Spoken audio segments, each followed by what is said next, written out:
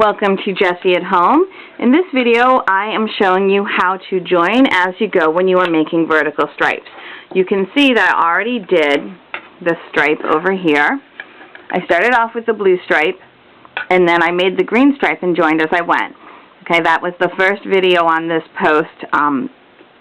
So if you're watching this on YouTube, in the comments section, in the description section, there's a link to the blog post that has both of these videos and the text that goes along with them.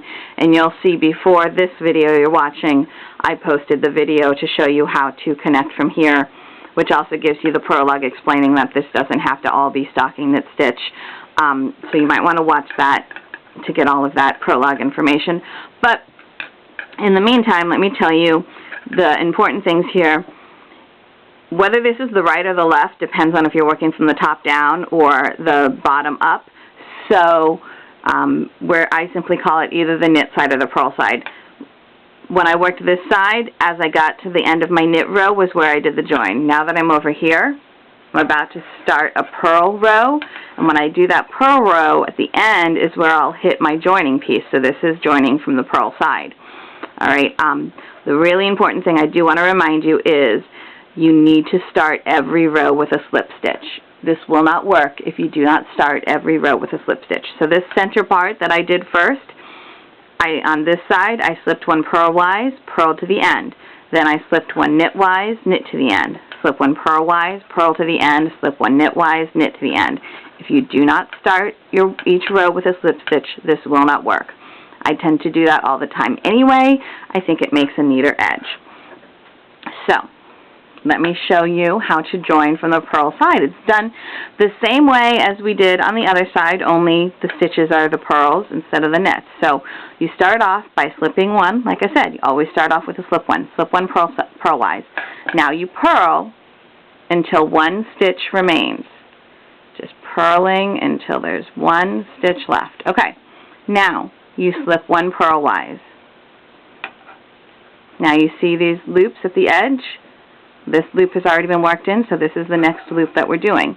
You put that next loop, you're going through both pieces of that loop onto your needle, and you purl as though it's only one stitch into that loop. Now you pass your slipped stitch over, and then you turn your work. And again, start with a slip stitch. So this is the knit side. So you slip one knitwise, knit all the way to the end, since we're not joining anything over here. Theoretically, you could be joining something on the other end too if you wanted to, using the other method I already showed you. But you're not, so you're just knitting to the end. Turn. Okay, purl side. Always start your row with a slip one purlwise. Not so good with a tripod between me and my hands. Purl to the end.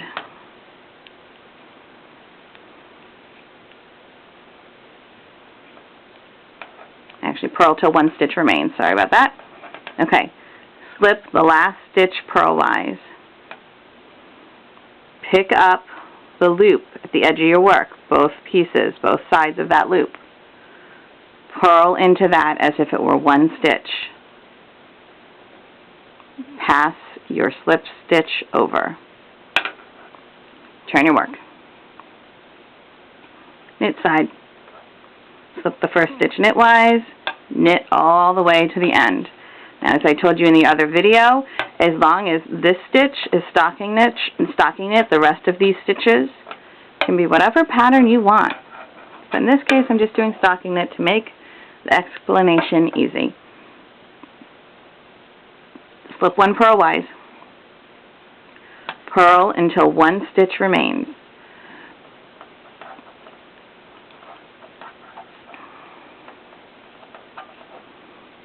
Slip the last stitch purlwise. We just worked into these two, so now we're going to work into this loop right here. Okay? Purl into those loops. Pass your slipped stitch over. Slip one knitwise, knit to the end. Okay, and that is all it takes to do the join as you go. Let me do one more row, one more set of rows, and I will show you what we are looking at here. Slip one purlwise, purl until one stitch remains.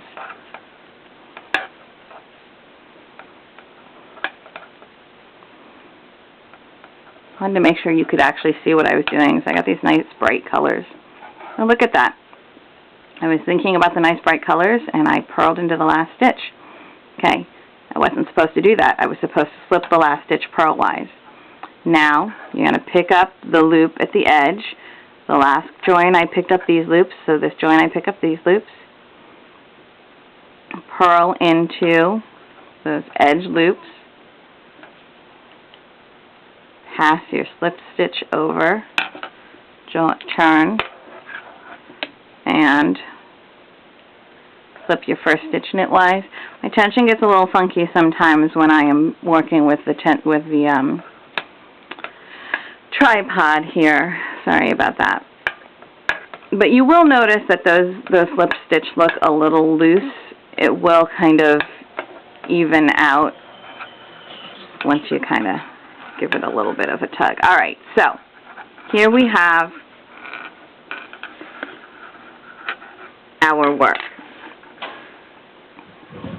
And you can see the pieces that were joined, the pieces that I worked second. I worked the blue first, I worked the green second. And those pieces have that dominant little set of stitches that pop up. But you can see a little bit of blue on this side and a little bit of blue on this side. I really like that little look. I think it's really cute and fun. So that is a way to join vertical stripes of different colors in a way that really kind of brings them together by having this little set of stripes here and gives this nice decorative little V going down. I hope that was helpful for you. If you are working on my Catherine coat, which is to be released just before Easter of 2014, this will most definitely help you. If you are working on the cat coat, the child version that is made by crocheting the edges together, I do explain that you can choose to knit them together as well, and this would be the technique you would use. So I hope you found that helpful. You can always contact me here at jessieathome.com or on my Facebook page with any other questions. And all those are linked on the blog post underneath, on the blog post here that you're watching these videos on. Thank you.